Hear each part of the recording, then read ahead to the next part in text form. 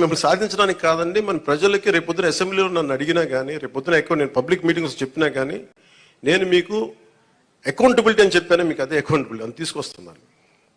పంచాయతీ రాజ్ శాఖ నేను చెప్తున్నాను, పంచాయతీ రాజ్ శాఖ మొత్తం రూరల్ 70% రాష్ట్రంలో పంచాయతీ శాఖ పరిధిలో ఉంటాయని పిఆర్ మినిస్ట్రీలో.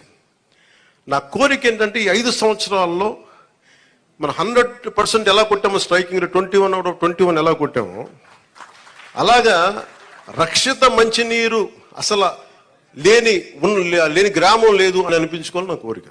అది ఎంత సాధ్యపడద్ది అనేది నిధులు, నా విల్లో పవర్, నా విల్లో శక్తి ఉంది, నా సంకల్పంలో శక్తి ఉంది, వనరులు, బడ్జెట్, మిగతా వాళ్ళందరూ కలిసి వచ్చే విధానాన్ని బట్టి ఒక్క గ్రామం కూడా లేకుండా, అసలు రక్షిత మంచినీరు లేకుండా ఒక గ్రామం లేదు, అది అనిపించుకోవాలి. అలాగే ఎక్కడో మారుమూలన అరకులో ఇంకా డోలీలు కట్టుకొని గర్భిణీ స్త్రీలను తీసుకొస్తారు, అది పోవాలి. నా కోరిక ఏంటంటే, నేను మన పోరాట యాత్ర అప్పుడు నేను అరకు తిరిగాను. నేను అరకుకి వెళ్ళి ప్రతి కుగ్రామం తిరగాలి, అక్కడ నేను వారి కష్ట నష్టాలు చూడాలి. నాకు ఇంత అపూర్వమైన మ్యాండేట్ ఇచ్చారు ప్రజలు, పిఠాపురం ప్రజలకి. నేను ఎందుకు ఇంత రుణపడి, నిజంగా చెప్పాలంటే నాకు ముఖ్యమంత్రి స్థానం మీద కానీ, ఉప ముఖ్యమంత్రి మీద స్థానం కానీ నాకు నిజంగా నేను ఏమనుకోలే. కష్టాలు ఉన్నప్పుడు పనిచేసే వ్యక్తిగా ఉంటే చాలా, నేను అలాంటి అవ్వాలి అనుకున్నాను.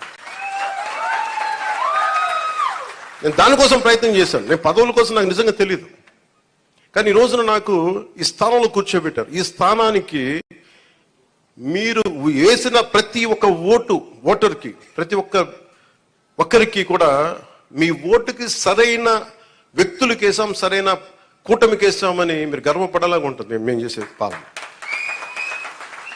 ఒక్కళ్ళు ఇప్పుడు